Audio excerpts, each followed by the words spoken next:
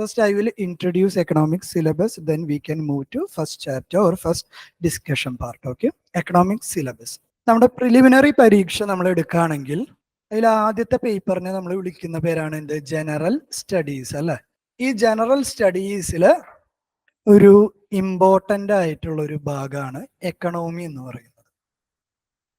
സാധാരണ രീതിയിൽ എക്കണോമിയിൽ നിന്നൊരു 15 തൊട്ട് 20 ചോദ്യങ്ങൾ വരെ, 100 ചോദ്യത്തിൽ ഒരു 15 തൊട്ട് 20 ചോദ്യങ്ങൾ വരെ ഞാനൊരു ട്രെൻഡ് അനാലിസിസ് നിങ്ങൾക്ക് കാണിച്ചു തരാം. എക്കണോമി പ്രിലിംസ് ചോദിച്ചിട്ടുള്ള ഓരോ വർഷങ്ങളിലെയും എണ്ണം കാണിച്ചു തരാം. ഇതിന്റെ അവസാനം ചോദിക്കാറുണ്ട്. ഇനി മെയിൻസിന്റെ ഭാഗമായിട്ട് എവിടെയാണ് എക്കണോമിക്സ് വരാന്ന് പറഞ്ഞാൽ ജനറൽ സ്റ്റഡീസ് 3 അല്ലെങ്കിൽ GS3 എന്ന് പറയുന്ന ഒരു പേപ്പർ ഉണ്ട്. നമുക്ക് മെയിൻസിന് നമുക്ക് എന്തെല്ലാം പേപ്പറുകളാണ് ഉള്ളത്?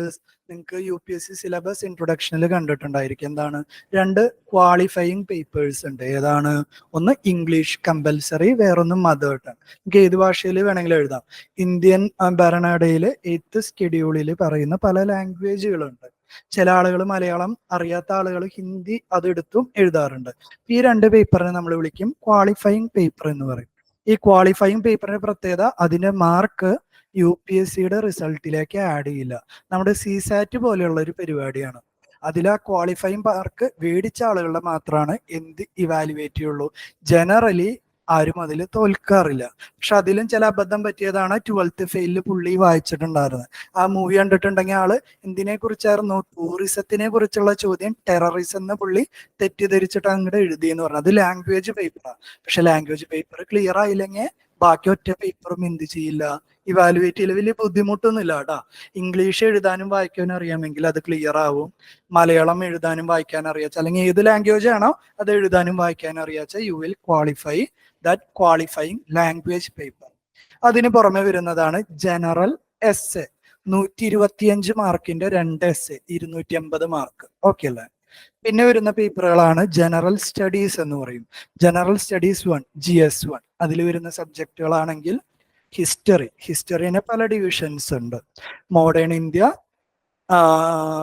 Post independence India, world history, art and culture തുടങ്ങിയ കാര്യങ്ങൾ, ഇന്ത്യൻ സൊസൈറ്റി, ദെൻ ജോഗ്രഫി. അപ്പൊ അതിലാണെങ്കിൽ ഹിസ്റ്ററി, ജോഗ്രഫിയാണ് കൂടുതൽ വെയിറ്റേജ് അല്ലെങ്കിൽ ഇമ്പോർട്ടൻ്റ് ഉള്ള ഭാഗം.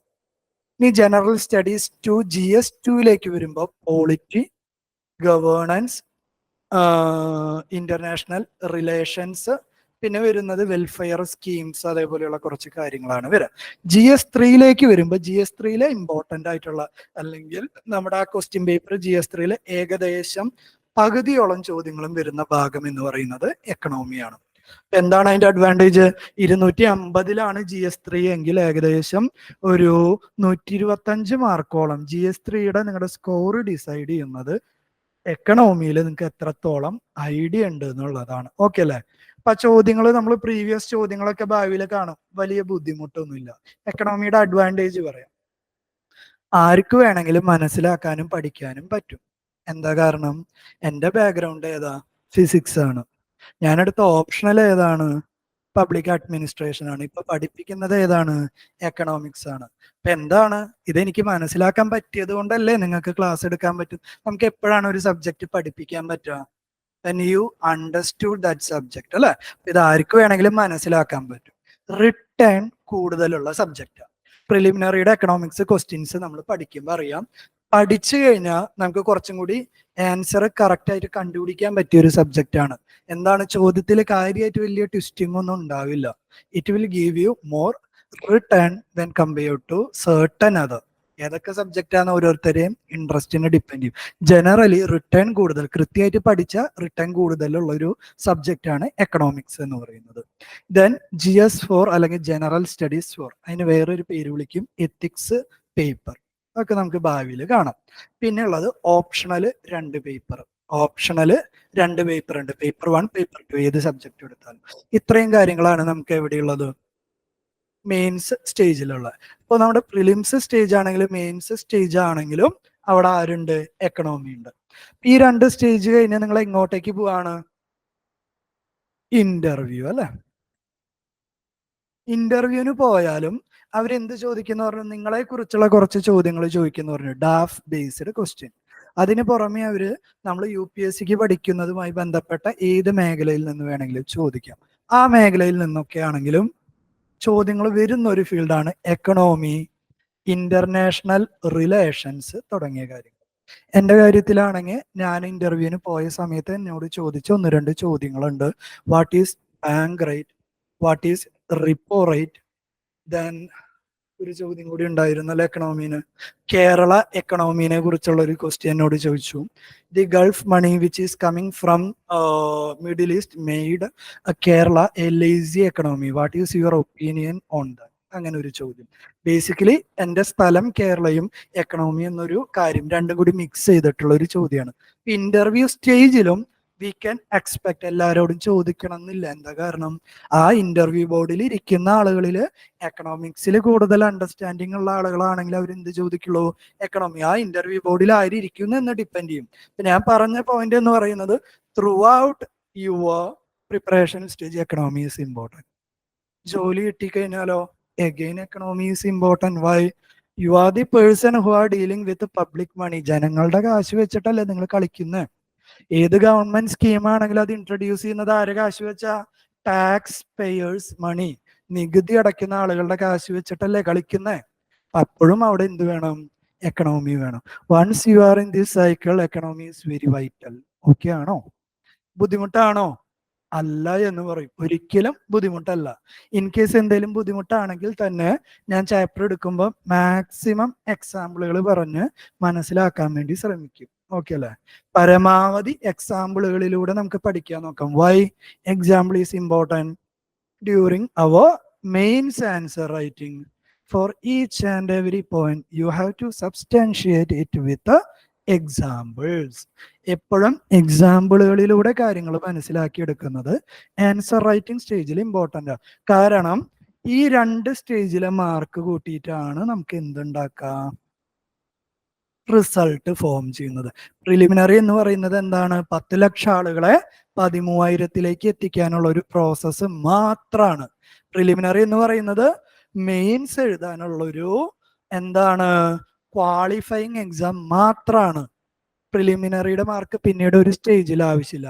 മെയിൻസിന്റെയും ഇന്റർവ്യൂയുടെയും ടോട്ടൽ മാർക്ക് കൂട്ടിയിട്ടാണ് നമ്മൾ റിസൾട്ട് പ്രിപ്പയർ ചെയ്യുന്നത്, ഓരോരുത്തരുടെയും റാങ്ക് പ്രിപ്പയർ ചെയ്യുന്നത്. ഇത്രയും കാര്യങ്ങളൊക്കെ അല്ലേ? ഓക്കെ അല്ലേ? കാര്യങ്ങളെ കുറിച്ച് ഒരു ഐഡിയ കിട്ടിയില്ലേ? ഇനി നമുക്ക് സ്പെസിഫിക്കലി നമ്മുടെ എക്കണോമിക്സിലേക്ക് വന്നാലോ? ആദ്യം തന്നെ മനസ്സിലാക്കുക, എക്കണോമിക്സ് ബുദ്ധിമുട്ടാണോ? അല്ല, വളരെ വളരെ എളുപ്പമുള്ള ഒരു കാര്യമാണ് കേട്ടോ. നമ്മുടെ ഡെയിലി ലൈഫിൽ കാണുന്ന, നമ്മുടെ ചുറ്റുപാടും കാണുന്ന ഒരുപാട് കാര്യങ്ങളൊക്കെ കണക്ട് ചെയ്ത് നമുക്ക് പതുക്കെ പതുക്കെ പതുക്കെ മനസ്സിലാക്കി നമുക്ക് വരാം കേട്ടോ. പക്ഷെ നമ്മൾ ഇതുവരെ പല സ്ഥലങ്ങളിൽ ഇത് പഠിച്ചിട്ടില്ല എന്ന് മാത്രമേ ഉള്ളൂ. UPSC തന്നിട്ടുള്ള സിലബസിൽ നിന്ന് ഞാൻ എടുത്തു വെച്ചിട്ടുള്ള കീവേഡുകളാണ് നമ്മുടെ സിലബസിന്റെ. വെറുതെ ഈ കീവേഡുകൾ ഞാൻ പറയാം. ഇതിൽ പലതും നിങ്ങൾക്ക് ഈ ഒരു സ്റ്റേജിൽ കേട്ട് പരിചയം ഉണ്ടാവില്ല.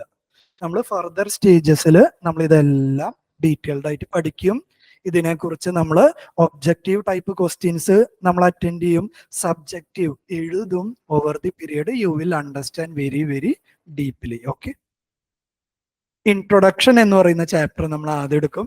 ഇൻട്രൊഡക്ഷൻ എന്ന് പറയുമ്പോൾ NCERT ടെക്സ്റ്റിലെ ഒരു 9-10 ക്ലാസ്സിലൊക്കെയുള്ള ഒരു കുറച്ച് ബേസിക്സ് നമ്മൾ ഉടനടി അഡ്വാൻസ്ഡ് ആയിട്ടുള്ള കണ്ടന്റിലേക്ക് പോകുന്നതിനേക്കാളും മുന്നേ എക്കണോമി എന്താന്ന് വളരെ ചെറിയ കുറച്ചൊരു മീനിങ് ആദ്യം ഞാൻ നിങ്ങൾക്ക് തരും. അതിനുശേഷം എക്സാക്ട് UPSC സിലബസിലേക്ക് നമ്മൾ കിടക്കാണ്. നാഷണൽ ഇൻകം അഗ്രിഗേറ്റർ, GDP എന്നൊക്കെ പറയുന്ന ഓരോ ടേമുകളുണ്ട്. പലരും പലപ്പോഴും ന്യൂസ് പേപ്പറിൽ കണ്ടിട്ടുണ്ടാവും. കണ്ടില്ലെങ്കിൽ ഒരു വിരോധമില്ല. ഇനി നിങ്ങളത് കാണുമ്പോൾ നിങ്ങൾക്ക് മനസ്സിലായി തുടങ്ങും. National aggregator, inflation. ഇൻഫ്ലേഷൻ എന്ന് പറഞ്ഞാൽ വിലക്കയറ്റം, സാധനങ്ങളുടെ വില. നിങ്ങളിപ്പോ ഏതെങ്കിലും ഒരു കാറ് അല്ലെങ്കിൽ ഒരു 2 വീലർ എന്തെങ്കിലും ഒരു സാധനം വാങ്ങുകയാണെങ്കിൽ പോട്ടെ, നമ്മുടെ വീട്ടിൽ കഴിക്കുന്ന അരി, റൈസ് മേടിക്കുകയാണെങ്കിൽ തന്നെ 4 വർഷം മുന്നുള്ള വിലയായിരിക്കില്ല ഓവർ ദി പീരിയഡ് സാധനം. പോട്ടെ, പെട്രോള് എല്ലാവരും ഉപയോഗിക്കുന്ന ഡെയിലി കൺസപ്ഷൻ ആയിട്ടാണ്. ഞാനിപ്പോ പ്രിപ്പറേഷൻ തുടങ്ങിയ 2019 വിലയല്ല 2024. ഓവർ ദി പീരിയഡ് സാധനങ്ങളുടെയൊക്കെ വില ഇങ്ങനെ കൂടി വരും. കൂടി വരുന്ന പ്രൊസീജിയറിനെയാണ് ഇൻഫ്ലേഷൻ എന്ന് പറയുക. ഇൻഫ്ലേഷൻ എന്ന് പറയുന്നത് എക്കണോമിയിലെ ഏറ്റവും ഇമ്പോർട്ടൻ്റ് ആയിട്ടുള്ളതാണ്. കാരണം നിങ്ങളുടെ കയ്യിലുള്ള കാശ് എന്ന് പറയുന്നത്, വരുമാനം എന്ന് പറയുന്നത് എന്താ? ഫിക്സഡ് അല്ലേ? അപ്പൊ സാധനങ്ങളുടെ വില കൂടിക്കഴിഞ്ഞാൽ എന്താ സംഭവിക്കുക? നിങ്ങൾക്ക് വാങ്ങാൻ പറ്റുന്ന അല്ലെങ്കിൽ പർച്ചേസ് ചെയ്യാൻ പറ്റുന്ന ക്വാണ്ടിറ്റി എന്താ ഉണ്ടാവുക? കുറയും. ഒരു എക്സാമ്പിൾ തരാം, അല്ല കൈയോടെ ഒരു എക്സാമ്പിൾ തരാം. നിങ്ങളുടെ കയ്യിൽ 100 രൂപ ഉണ്ടായിരുന്നു, 100, യു ഹാവ് 100 റുപ്പീസ്, ഓക്കെ അല്ലേ? റൈസിന് 20 റുപ്പീസ് പെർ kg ആയിരുന്ന സമയത്താണെങ്കിൽ ഈ 100 രൂപ വെച്ച് നിങ്ങൾക്ക് എത്ര കിലോ റൈസ് വാങ്ങാൻ പറ്റും? 100 ഡിവൈഡഡ് ബൈ 20, 5 kg അല്ലേ? നിങ്ങൾ എന്താണ് 100 റുപ്പീസിന് 5 കിലോഗ്രാം റൈസ് പർച്ചേസ് ചെയ്തുകൊണ്ടിരിക്കുന്ന ഒരാളാണ്. ചില കാരണവശാൽ എന്ത് സംഭവിച്ചു നോക്കിയേ? റൈസിന്റെ പ്രൈസ് കൂടി. നിങ്ങളൊരു സാലറീഡ് എംപ്ലോയർ ആണ്, നിങ്ങളുടെ വരുമാനം കൂടിയൊന്നുമില്ല, നിങ്ങളുടെ കയ്യിൽ വീണ്ടും എത്ര രൂപയാണ് ഉള്ളത്? 100 റുപ്പീസ്. പക്ഷെ റൈസിന്റെ പെർ kg പ്രൈസ് എത്രയായി? 20 രൂപ കിലോനായിരുന്നത് 25ആയി. ഇപ്പൊ നിങ്ങൾക്ക് എത്ര കിലോഗ്രാം റൈസ് പർച്ചേസ് ചെയ്യാൻ പറ്റുക? 100 ബൈ 25, ദാറ്റ് ഈസ് 4 kg. എന്താ ഇവിടെ സംഭവിച്ചുകൊണ്ടിരുന്നേ? വരുമാനം കൂടുന്നില്ല, പക്ഷേ സാധനങ്ങളുടെ വില കൂടുമ്പോൾ you are forced to reduce your consumption. 5 kilogram അരി വാങ്ങാൻ കേപ്പബിൾ ആയിരുന്ന നിങ്ങളെല്ലാവരും ഇപ്പൊ 4 കിലോഗ്രാം അരിയല്ലേ നിങ്ങൾക്ക് മേടിക്കാൻ പറ്റുന്നുള്ളൂ. എന്തുണ്ടായി? നമുക്ക് ഇഷ്ടമാണോ നമ്മുടെ കൺസപ്ഷൻ അല്ലെങ്കിൽ ഭക്ഷണം കുറയ്ക്കാൻ? പക്ഷെ we are forced to reduce our consumption. എക്കണോമിയിലെ വളരെ വളരെ വൈറ്റൽ ആയിട്ടുള്ള ഒരു പാരാമീറ്റർ ആണ് എന്ത്? ഇൻഫ്ലേഷൻ. ഇതൊക്കെ ഓരോ ചാപ്റ്ററിൽ ഞാൻ എടുക്കൂടാ ഡീറ്റെയിൽഡ് ആയിട്ട്. പലതരത്തിലുള്ള ഇൻഫ്ലേഷൻ ഉണ്ട്. How inflation depends. ഞാനിപ്പോ ഇൻഫ്ലേഷൻ പറഞ്ഞപ്പോഴും ഓർത്ത്, I had another question from economy based on inflation. whether inflation is good or bad for the economy, what is your opinion? ഇങ്ങനെ ഒരു ചോദ്യം എനിക്കുണ്ടായിരുന്നു. ഓക്കെ അല്ല? ഇതിന്റെ ഉത്തരങ്ങൾ നമ്മൾ ഓവർ ദി പീരിയഡ് ഈ ചോദ്യങ്ങൾ നമ്മൾ ഡിസ്കസ് ചെയ്ത് പറയാം. ഇപ്പൊ ആ ഉത്തരം പറഞ്ഞു കഴിഞ്ഞാൽ നിങ്ങൾക്ക് അതിൽ പറയുന്ന ടേമുകൾ മനസ്സിലാവില്ല, ചാപ്റ്റർ എടുക്കുമ്പോൾ കാണാം. Then taxation.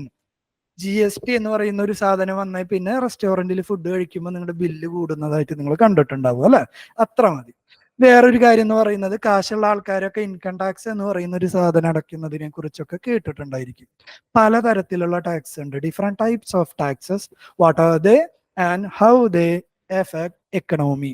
ഓക്കെ അല്ലേ? ഇതിൽ കൂട്ടത്തിൽ പലരും എക്കണോമി ഗ്രാജുവേഷനോ PGയോ ചെയ്ത ആളുകളുണ്ടാവും. അപ്പൊ നിങ്ങൾക്ക് പഠിക്കാനുള്ള അത്രയും ഹയർ ലെവലിലായിരിക്കില്ല ഞാൻ ഡിസ്കസ് ചെയ്യുക.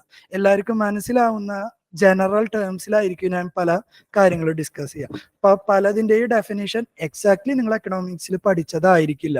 എല്ലാവർക്കും മനസ്സിലാവുന്ന ഒരു കോമൺ ആയിട്ടുള്ള ഒരു രീതിയിലായിരിക്കും ഞാൻ പറയാം. കാരണം UPSCക്ക് ആ കോമൺ അണ്ടർസ്റ്റാൻഡിങ് മതി. ഓക്കെ അല്ലേ? അപ്പൊ നിങ്ങൾക്ക് കുറച്ചും കൂടി എക്സാമ്പിൾ വെച്ച് കാര്യങ്ങൾ മനസ്സിലാക്കുക എന്നുള്ളതാണ് നമ്മുടെ ഒരു ഒബ്ജക്റ്റീവ് കേട്ടോ. പിന്നെ പരമാവധി ക്ലാസ്സിൽ എല്ലാത്തിനും വരാൻ ശ്രമിക്കുക. അപ്പൊ ഒരു കണ്ടിന്യൂറ്റി കിട്ടും. കാരണം ഒരു ചാപ്റ്ററിൽ പറയുന്ന ഒരു എക്കണോമിക് പാരാമീറ്റർ നമ്മൾ വേറൊരു ചാപ്റ്ററിൽ എടുത്ത് ഉപയോഗിക്കും. അപ്പൊ ആ ക്ലാസ് അറ്റൻഡ് ചെയ്തിട്ടില്ലെങ്കിൽ പിന്നെ ഫോളോ അപ്പ് കേൾക്കുമ്പോൾ കുറച്ചൊരു ബുദ്ധിമുട്ടുണ്ടാവും. മേ ബി ഞാൻ ആ ടേം വീണ്ടും വീണ്ടും പറയും, എന്നാലും നിങ്ങൾക്ക് കുറച്ചും കൂടി ഈസിയർ ആയിരിക്കും കേട്ടോ.